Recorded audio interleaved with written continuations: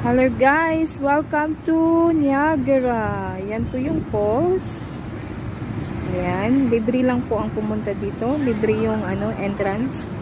I mean is no entrance fee. Pwede ka lang pumasok, wala nang bayad. Parking fee lang po ang babayaran mo dito. Tapos pwede kang magdala ng pagkain. Umupo lang po kayo sa puno ng kahoy.